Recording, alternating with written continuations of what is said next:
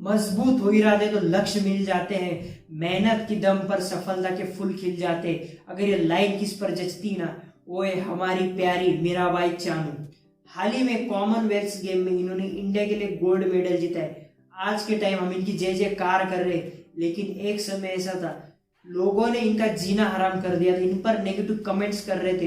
तो एक्चुअल किस्सा क्या था वो किस्सा मैं आपको आज सुनाऊंगा, और साथ ही साथ इनकी मेडल्स जीतने का सफर भी मैं आपको सुनाऊंगा। So let's start the beautiful story of a beautiful lady Mirabai Chanu.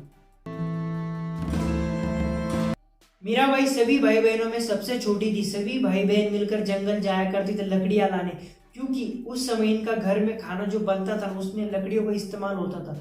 एक दिन क्या हुआ, जब ये जंगल गई और जो लकड़ियां इन्होंने कलेक्ट करी उसका बोझ बहुत ज्यादा हो गया और कोई इसे उठा नहीं पा रहा था। उस समय मीराबाई 10 साल की थी और वो आगे आकर कहती कि मैं इसे उठा लूंगी, और वो बड़े ही आसानी से उस बोझ को उठा लेती है। तभी से मीराबाई अपने गांव में फेमस हो चुकी थी। लोगों ने इनके बारे में चर्चा करना स्टार्ट कर दिया था कि यार इतनी छोटी सी बच्ची ने कैसे के इतना बड़ा बोझ उठा लिया। तो लोग इनके बारे में चर्चा करते थे। लोगों ने इनको सजेस्ट करा कि तुम जाकर वेट लिफ्टिंग करो, लेकिन हमारी मीराबाई को करना था आर्चरी। तो आर्चरी की ट्रेनिंग लेने के लिए जब ये कोचिंग सेंटर गई, जिस दिन गई उस दिन वो कोचिंग सेंटर बंद था, लेकिन शायद भगवान ने इनके नसीब में कुछ और ही लिखा था।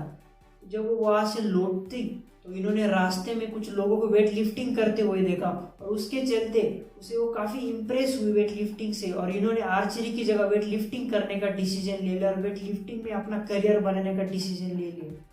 मीराबाई ने वेट लिफ्टिंग की ट्रेनिंग स्टार्ट कर दी, खूब मेहनत करी, और कुछ ही सालों में इनकी मेहनत ने रंग लाना शुरू कर दिया। 2019 में फर्स्ट टाइम नेशनल मेडल जीता, 2014 के कॉमनवेल्थ गेम में सिल्वर मेडल जीता। अब इनके बाद इनके लाइफ में आता है ट्विस्ट।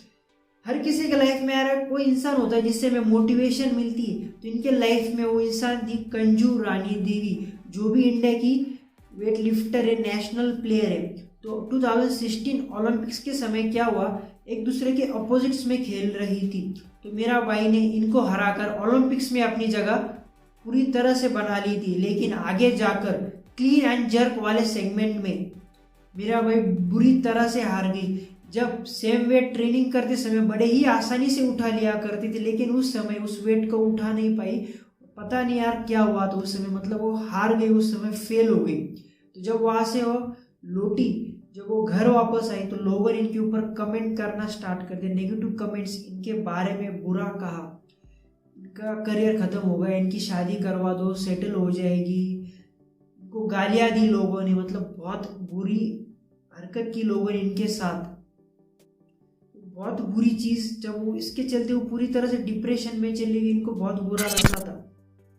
हम इंडियंस में यार कुछ तो बात है, जब हम कम बैक करते हैं ना तो 2x स्पीड से करते हैं। मीराबाई ने इन्हीं नेगेटिव कमेंट्स को अपनी ताकत बना ली। इनको ओलंपिक्स के अलावा कुछ और दिखाई नहीं दे रहा था। इन्होंने ट्रेनिंग फिर से स्टार्ट कर दी, अपनी प्रैक्टिस फिर से स्टार्ट कर दी। इतनी मेहनत करी किसी और ने अब तक की नहीं होगी। इनकी मेहनत ने रंग लाना शुरू कर दिया था। 2017, 2018 में लगातार गोल्ड मेडल्स जीते, और इसी के चलते भारत सरकार ने इनको खेल रत्न पुरस्कार से सम्मानित किया।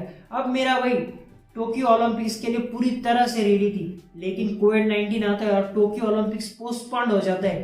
तब भी ये रुकती नहीं, अपनी प्रैक्टिस रुकती नहीं, ये जारी रखती है। और जब टोक्यो ओलंपिक्स होता है 2021 में, तो इंडिया के लिए सिल्वर मेडल जीतती है। भले ही मेडल सिल्वर था, लेकिन मीराबाई भारत के इतिहास में अपना नाम स्वर्ण अक्षरों से लिख चुकी थी। तो यह थी हमारी प्यारी मीराबाई चानू जी की कहानी। ये कहानी मैंने आपको इंडिपेंडेंस डे के दिन इसीलिए सुनाई। अगर कोई भी इंसान जो इंडिया में कंट्रीब्यूट कर रहा है और कुछ रीजंस की वजह से वो परफॉर्म नहीं कर रहा है, तो आप प्लीज उनके ऊपर कमेंट मत किया करो यार। सेम चीज विराट कोहली के साथ भी रही। अगर वो रन्स नहीं बना रहे तो लोग उनके ऊपर कमेंट्स करे, ऐसे निकाल दो, इसका परफॉर्मेंस अच्छा नहीं है, खेल नहीं रहा है, बस अपने बारे में सोचता है, तो लोग कमेंट करना स्टार्ट कर दे। तो प्लीज ऐसा मत करो यार। उस इंसान के बारे में तो जान लो, पिछले 10-12 सालों में उस इंसान ने इंडिया के लिए क्या किया है। हर एक स्पोर्ट्स पर्सन को अपनी रिस्पॉन्सिबिलिटीज पता है, अपने देश के प्रति उसको कितना खेलना चाहिए, सब चीज उनको पता है। पर हर एक इंसान की लाइफ में लो फेस आता है, तो ये समझो, थोड़ी मैच्योरिटी दिखाते जाओ। दिस इंडिपेंडेंस में आपको यही मैसेज देना चाहता हूँ कि थोड़ा सा चेंज अपने अंदर लेकर आओ, थोड़ा सा चेंज। Stop judging people.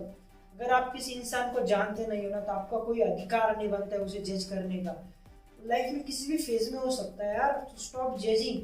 अगर आप किसी को जज करते हो ना तो सबसे बुरी हरकत आप लाइफ में करते हो, इससे बुरा आप लाइफ में कर नहीं सकते। Stop judging. If you know someone then it's your choice, but अगर आप किसी को जानते नहीं हो पर्सनली तो आपका कोई अधिकार नहीं बनता उनको जज करने का। इंडिपेंडेंस डे के दिन आपको मैं छोटा सा मैसेज देना यही चाहता था कि stop judging people, enjoy your life, have a happy independence day. आशा करता हूँ कि आपको ये कहानी पसंद आई होगी। अगर आपने चैनल को अभी तक सब्सक्राइब नहीं किया तो जरूर चैनल को सब्सक्राइब करें और इसी चैनल के ऊपर अपना प्यार बनाए रखें। Keep loving, keep learning. तब तक के लिए बाय, मिलते हैं आपसे अगली वीडियो, अगली कहानी के साथ। See you in the next episode.